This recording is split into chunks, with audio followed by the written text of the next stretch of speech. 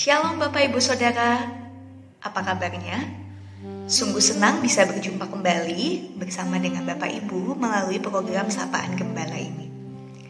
Nah Bapak Ibu Saudara, hari ini kita akan bersama merenungkan bacaan leksionari dari Lukas pasal 19 ayat 41 sampai 44. Bapak Ibu dapat membaca ayat ini di tempat masing-masing.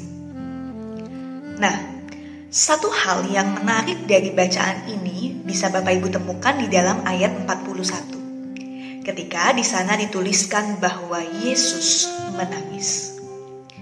Jadi dalam sisi kemanusiaannya, Yesus pun juga dapat merasakan kesedihan.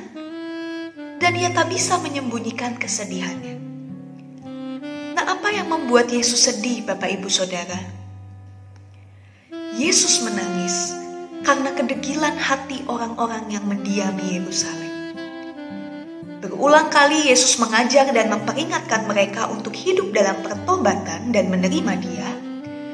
Tetapi orang-orang di Yerusalem tetap tidak mampu melihat kehadiran Allah di dalam pribadi Yesus. Sehingga hidup mereka terus diisi oleh hal-hal yang mendukakan hati Allah dan juga menyakiti sesama. Nah, ini sungguh merupakan ironi, saudara. Karena makna dari kata Yerusalem adalah kota atau tempat damai sejahtera.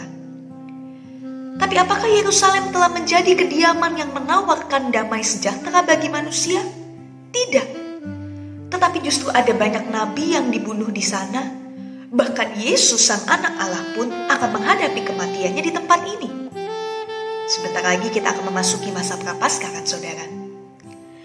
Nah jadi kita bisa melihat bahwa tangisan Yesus bukan tangisan keputusasaan. Tangisan Yesus menjadi tanda bela rasa dan empati Yesus akan kehidupan manusia yang dikuasai oleh dosa. Nah, lalu bagaimana dengan diri kita, saudara? Dalam setiap perbuatan yang kita lakukan, dalam setiap kata-kata yang kita ucapkan, baik ketika kita sendiri ataupun ketika kita sedang bersama orang lain, pernah gak sih saudara kita berpikir bahwa apa yang aku lakukan ini kira-kira akan menyenangkan hati Tuhan atau mendukakan hati Tuhan? Atau mungkin kita selama ini hanya sekedar berpikir untuk kepuasan diri kita saja, atau mungkin hanya untuk sekedar menyenangkan orang-orang di sekitar kita? Saudara, Anda dan saya tentu pernah melakukan perbuatan yang mendukakan hati Tuhan. Oleh karena itu, marilah kita mengakui dosa kita. Marilah kita memohon pengampunan kepada Tuhan dan berbalik kepada jalan Tuhan.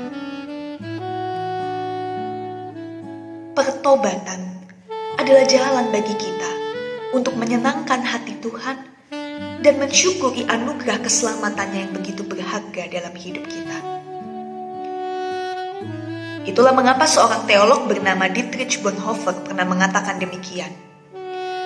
Ketika kita menganggap remeh karya keselamatan Allah, maka berita pengampunan dosa tidak diikuti dengan pertobatan, kesediaan diri untuk dibaptis tidak diikuti dengan penghayatan disiplin rohani, mengabaikan tugas pemuritan, meniadakan panggilan dan kesediaan untuk memikul salib dan menyangkal diri, dan kita hanya sekedar mengejar berkat Allah tanpa memiliki relasi yang erat dengan Dia. Saudara, kiranya sebagai anak-anak Allah yang begitu dikasihinya, yang selalu dipelihara dan dilindunginya, bahkan tidak pernah sedetik pun kita ditinggalkannya, kita mau untuk senantiasa memiliki hidup yang terarah kepada Dia, memfokuskan diri kepada kehendak-Nya, dan melakukan apa yang menjadi firman-Nya. Sehingga damai sejahtera Allah bisa selalu kita rasakan, dan kita dapat menjadi duta damai sejahtera bagi sesama kita, ketika kita senantiasa memancarkan kasih Tuhan. Kiranya Tuhan memberkati kita.